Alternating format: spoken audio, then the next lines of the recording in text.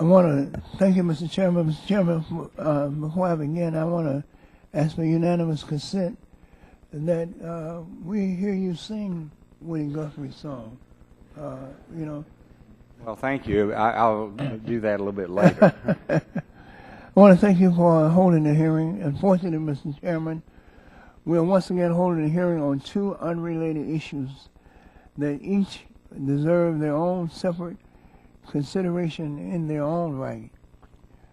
The FERC process coordination under the Natural Gas Act is an updated version of H.R. 161 and H.R. 1900, which the subcommittee has previously examined, and is an attempt to expedite the FERC process for permitting natural gas pipelines. The biggest concern I have, Mr. Chairman, is that is one that I brought up in each of our previous attempts to modify this process, which is that this bill is simply a solution in search of a problem.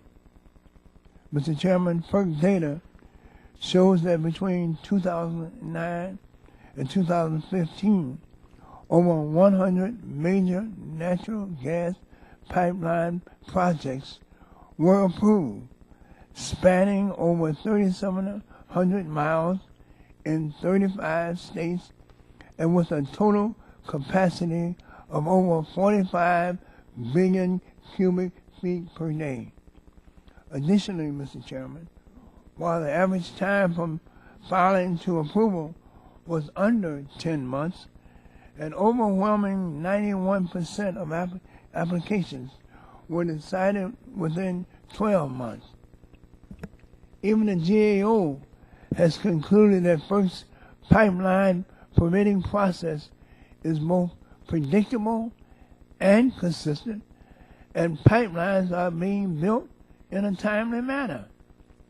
In fact, Mr. Chairman, in testimony from stakeholders ranging from the Interstate Natural Gas Association of America to Dominion Energy, this subcommittee has heard repeatedly that the current permitting process works well, and FERC has done a good job of deciding permits within a reasonable time period. So, Mr. Chairman, the question remains, is there really a problem? As far as the second and unrelated part of this hearing, dealing with the licensing of hydropower, I must say, Mr. Chairman, that this is the first time this subcommittee has even held an oversight hearing on this issue in at least the last 3 Congresses. Since I began as ranking member of the subcommittee in 2001, this is the first time we have even looked at this issue, and today's hearing does not have one single witness from any of the agencies who can testify on the impact that this draft legislation would have on any of the natural resources that the citizens of this nation depend on in our waterways. Mr. Chairman, there's not one single representative from the Department of Interior or Commerce or any of the state agencies who can testify on how this bill might impact our shorelines, our rivers, or our streams in regards to protecting the general public interest outside of the narrow consideration of providing hydropower.